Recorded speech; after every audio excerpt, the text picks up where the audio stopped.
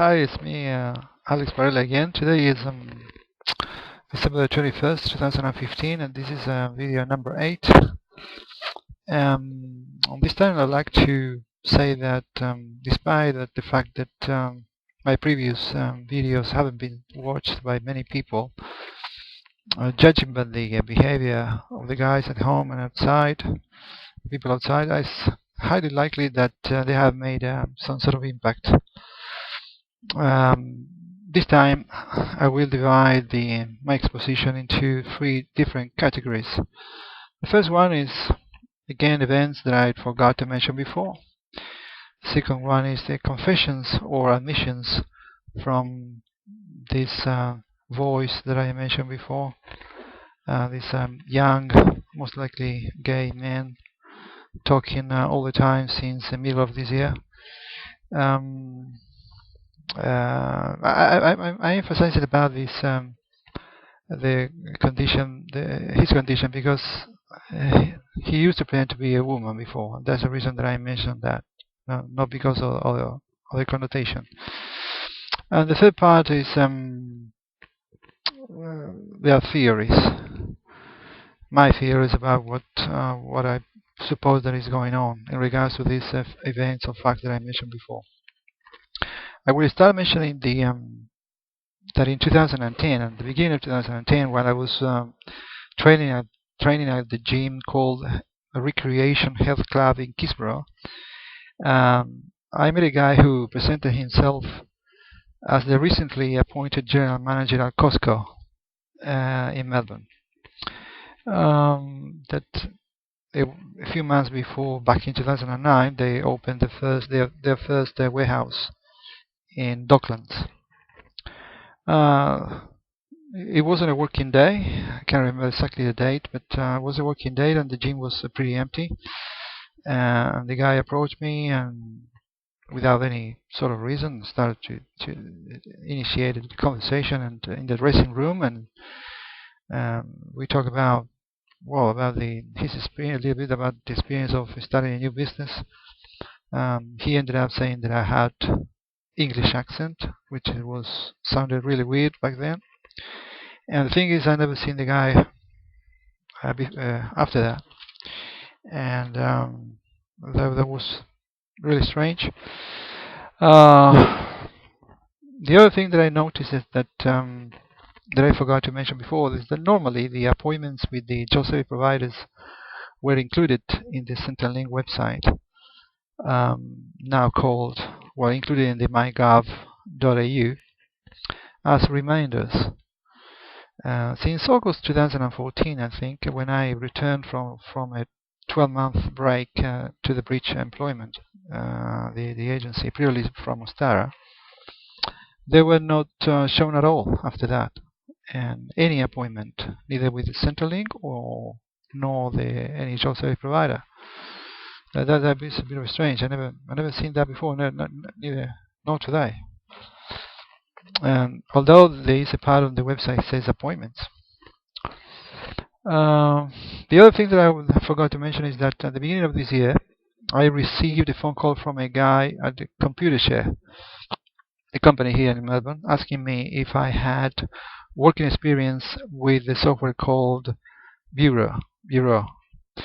Never heard from them again as well. It was a bit strange, like other things.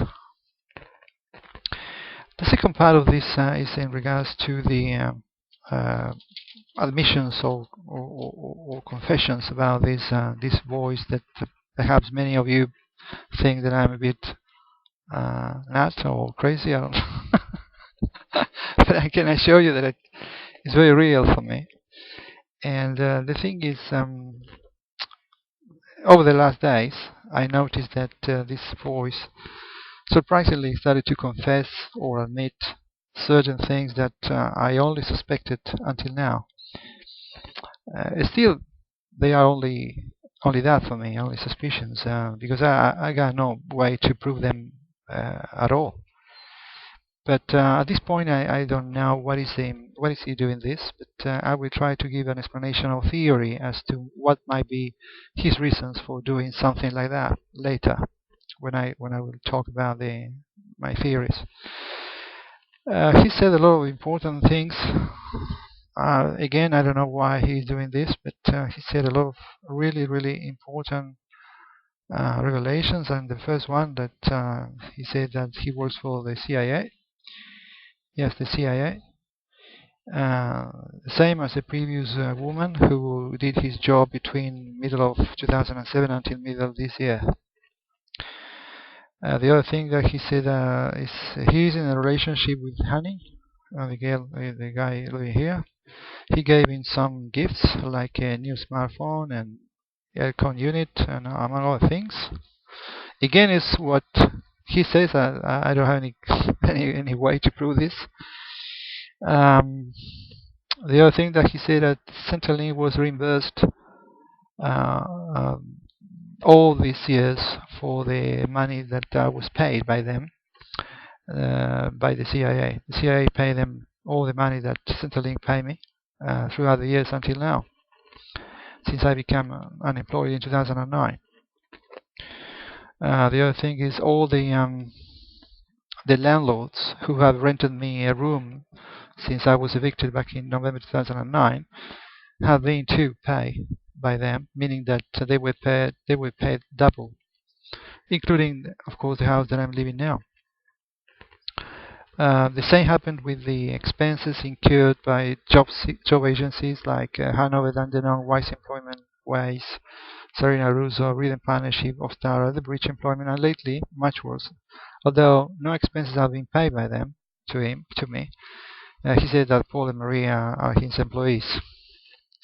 Also, Juno Consulting, Dr. Damash, and other training expenses that have been mentioned before have been paid by them. During the last days, also, he mentioned that the following people that I'm going to mention in a second are the employees who have been working for them, for him and his team. And this goes way back 2002, which is a long time ago. And believe it or not, is what he says. Meaning that they work at some point, or they did something for the CIA or back then. Remember that I was working for John Deere Credit back then. In 2002 was my last year, and he mentioned that that was the case for Fernando Lopez and Gaston Trastenberg at John Deere Credit. There was a guy who bought me a car, Santo Junta, the guy who bought me my car in July 2002, which was in the middle of the worst financial crisis that Argentina have ever faced. A car which had been discontinued by Fiat back in 1997, so it was 5 years old, and he came up out of the blue and bought the car. And it was, like I said before, it was a terrible time for the economy back then. Everyone was trying to avoid to buy anything because, especially in an old car which has been discontinued. He worked for the John Deere dealer called Hector Facal in Coronel Suarez, Buenos Aires. The other guy that he confirmed or admitted that was doing some sort of work for them is Waldo Casal, a clairvoyant that I saw many times before emigrating, and unexpectedly decided not to see me anymore. Never gave me any reason, and I lost contact with them despite my efforts to make another appointment with him. So I've seen the guy a lot of times, my Betty as well, and the thing is, at some point he decided not to see me. He behaved very strangely back then. I couldn't understand I couldn't understand what he did that, but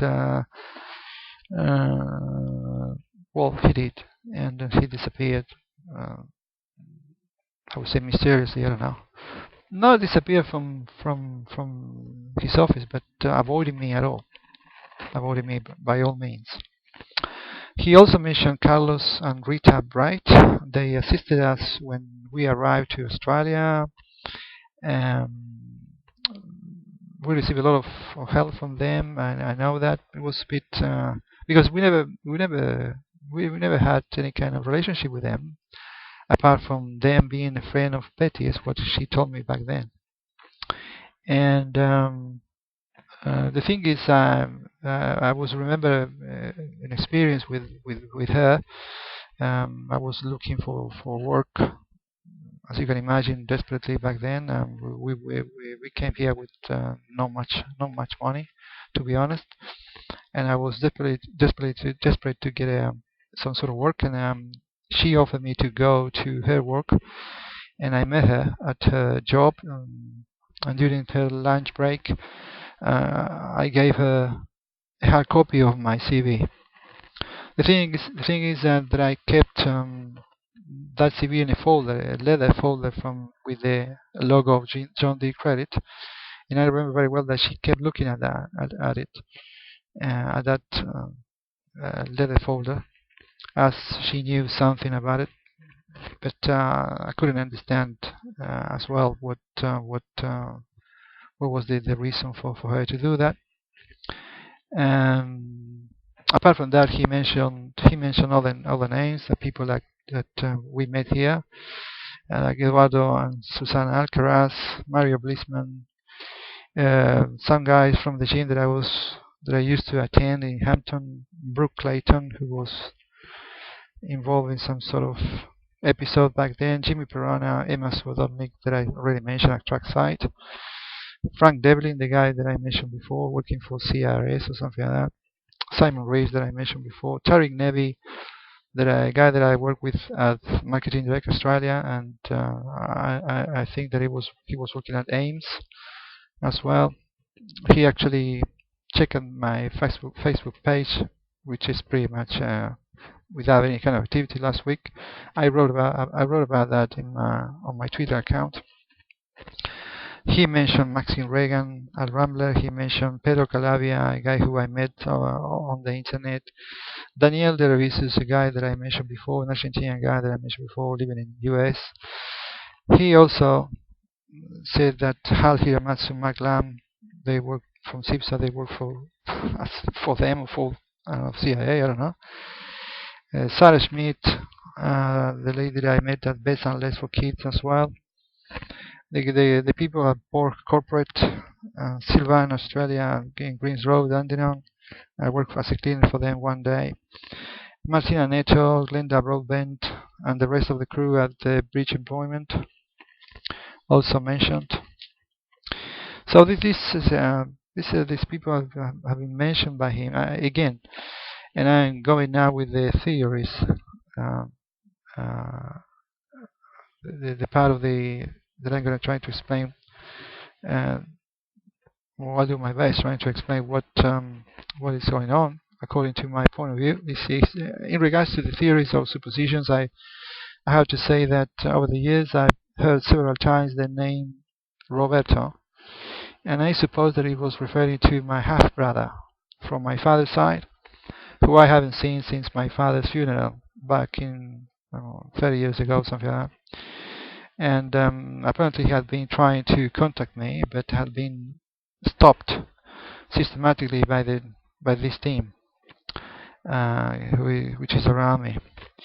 The other theory is that perhaps this guy, the voice, has been or will be sacked, and is taking revenge on those who betray them by confirming they were on their payroll.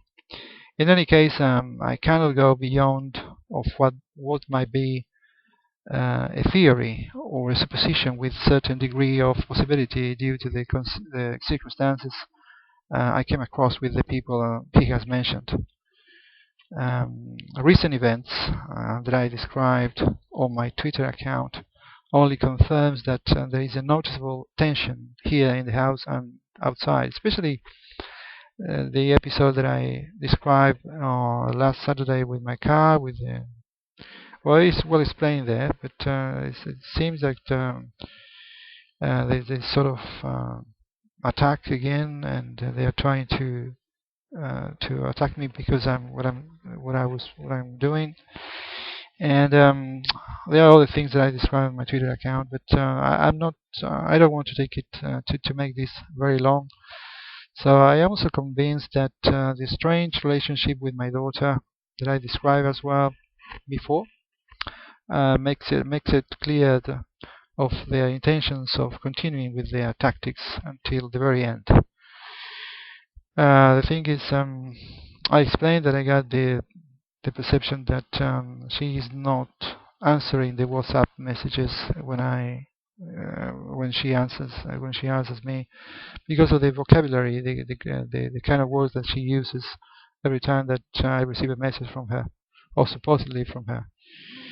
The thing is, well, okay, let's see what happens over the next days or weeks. I don't know, and I will include them in my next video.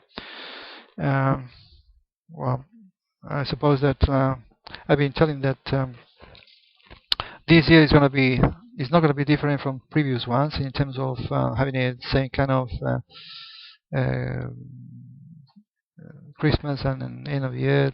So it would be the same thing, isolated from everyone and also stuff. So I'm prepared for that. I've been living under these harsh conditions many years, so it wouldn't be a although I don't like it. But what I'm seeing is that they're going to persist on these kind of things and until the very end, like I said before. And I'm pretty much ready for that and start next year and for another round of appointments with this new agency and see what happens.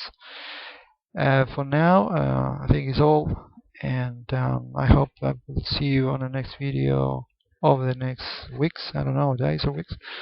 In any case, I will have my Twitter account updated if you'd like to read it. In any case, thank you and goodbye. Bye.